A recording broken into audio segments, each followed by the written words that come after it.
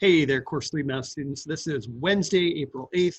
We're having office hours. We've got questions on how to find slope, specifically related to this data analysis project. So let's just do a little problem. I'm focusing on, what should we focus on? What's going on that we can focus on?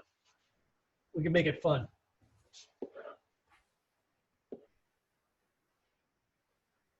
I'm getting silence from you three. Come on, you got to help me figure out a problem here. I'm working on a catapult, right? Achoo! And the pullback, and this is going to be 3 feet, 6 feet, 8 feet, 9 feet, whatever, and then the distance of the shot. We'll do the weight of the object. These are weights of the object. Right. There we go. And then the distance, shot distance. All right, so this is weight. And then basically it went, I don't know, 200 feet. It went 150 feet. It went 125 feet. It went 100 and I don't know, 10 feet. Okay, so my example is I got a catapult.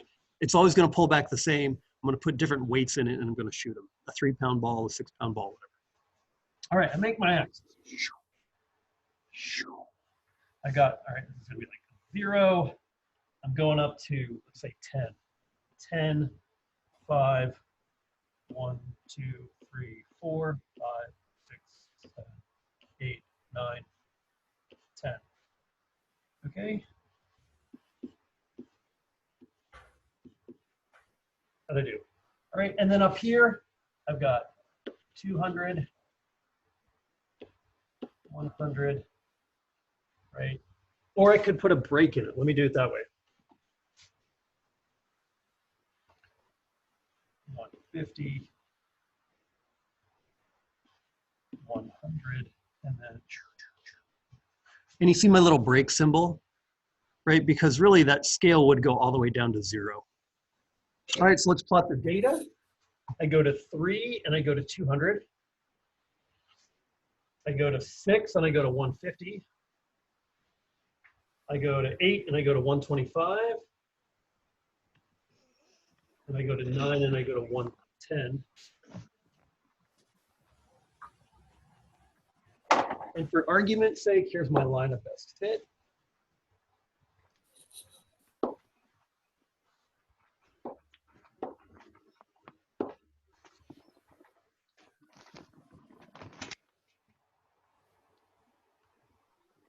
All right.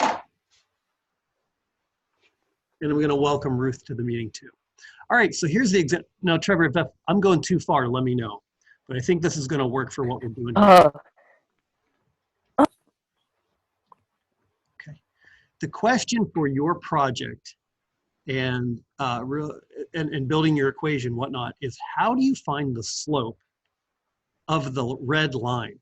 You're really not trying to find the slope of the data points. You're trying to find the slope of the model. Because the data points may be all over the place, and there's not going to be one single equation that touches them all. So you're going to have a little bit of discrepancy or a big discrepancy between what your red line predicts here and what the black lines are the actual data points that go with it.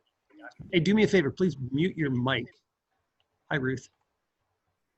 Hi. All right. Awesome. Okay, so let's do this again. If we're going to find the equation of a line, we're going to do y equals mx plus b. And the question was, how do you find m? M is y coordinates, the difference of the y coordinates over the difference of the x coordinates. So I'm going to use my magic tool.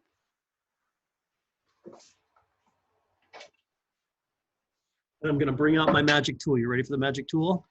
It's a ruler. right? It's not magic, it's just a straight line. But really what I'm gonna do with this ruler is I'm gonna go here and I'm gonna zoom up from the bottom and I'm gonna find points. So I'm gonna go to 4 and I go straight up and I intersect my red line. And when I go over, bam, I have it right there. Looks like there's a quick message in the chat bar. Anybody see it or add to it? Being nothing. Oh, okay. Thank you. All right, let's make that go away. All right, so let's pick 2 points right now while I have the mouse here. I'm gonna go.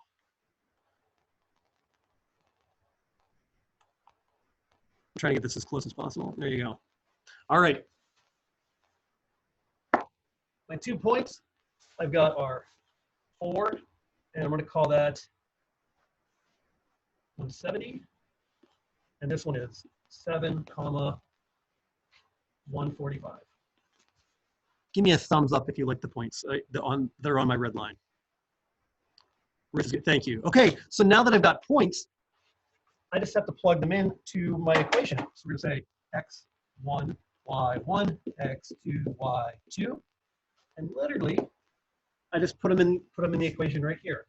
145 minus 170 over 7 minus 4. That's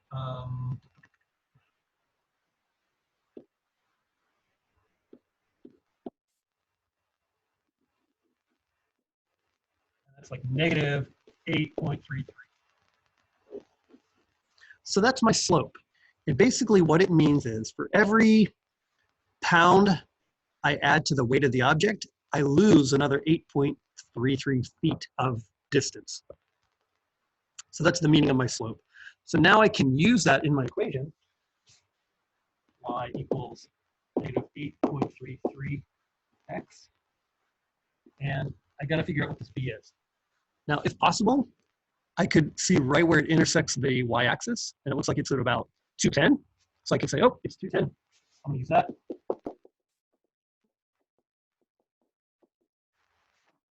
Or I could have plugged one of my xy points into the original problem and calculated it that way. Let me pause for just a second. Zoom recording. So now in this example, we're looking over here to calculate b instead of just using the y-intercept. What I'm doing is I'm taking one of the points that I already figured out from the red line, not a real data point, a data point from the model, and I'm plugging it into the slope-intercept form equation. So I'm going to use this point right here.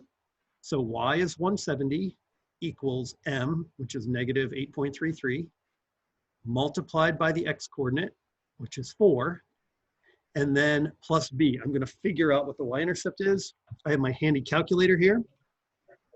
On my calculator, I do negative 8.33 times 4. That's 33.32, negative 33.32.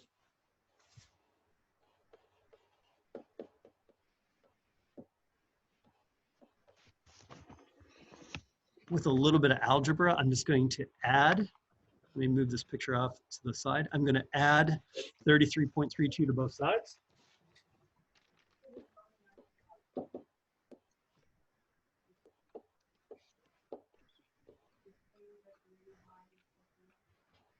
I get b equals 203.32.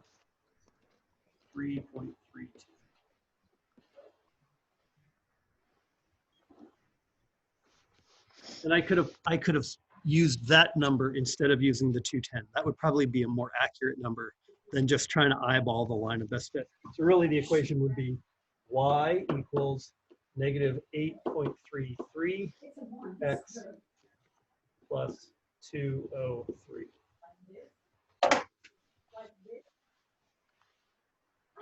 It makes it look easy,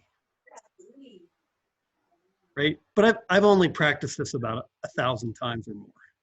You know what I mean? All right, I'm gonna pause the recording.